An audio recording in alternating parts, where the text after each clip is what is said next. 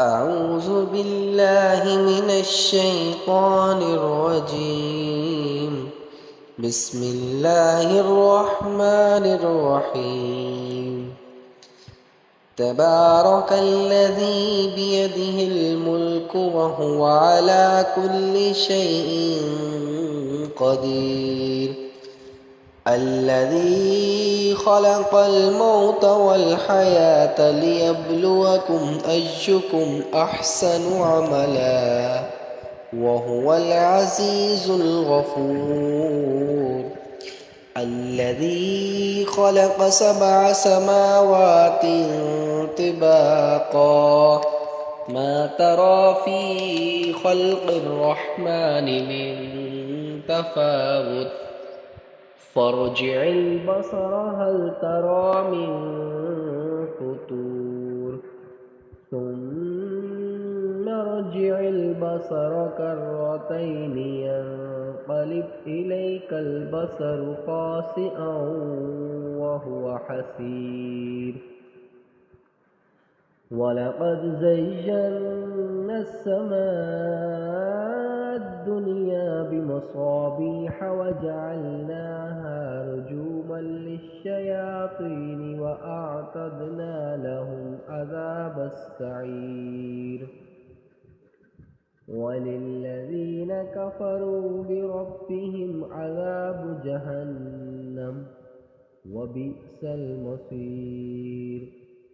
إذا ألقوا فيها سمعوا لها شهيقا وهي تفور تكاد تميز من الغيظ كلما ألقي فيها فوج سألهم خزنتها ألم يأتكم نذير قالوا بلى قد جاءنا نذير فكذبنا وقلنا ما نزل الله من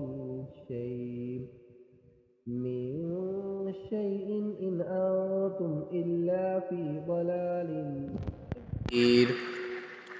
وقالوا لو كنا نسمع أو نعقل ما كنا في أصحاب السعير فاعترفوا بذنبهم فسحقا لأصحاب السعير.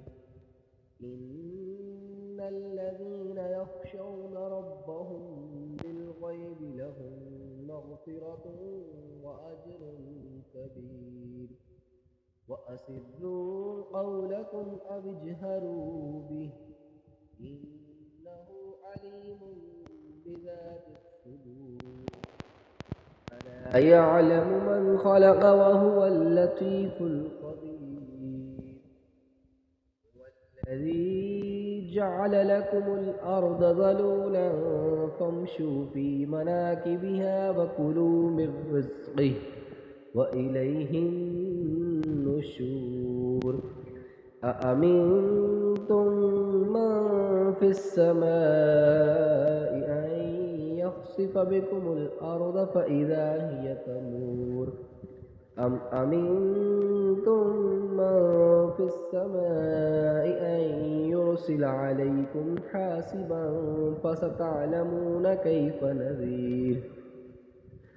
ولقد كذب الذين من قبلهم فكيف كان نكير.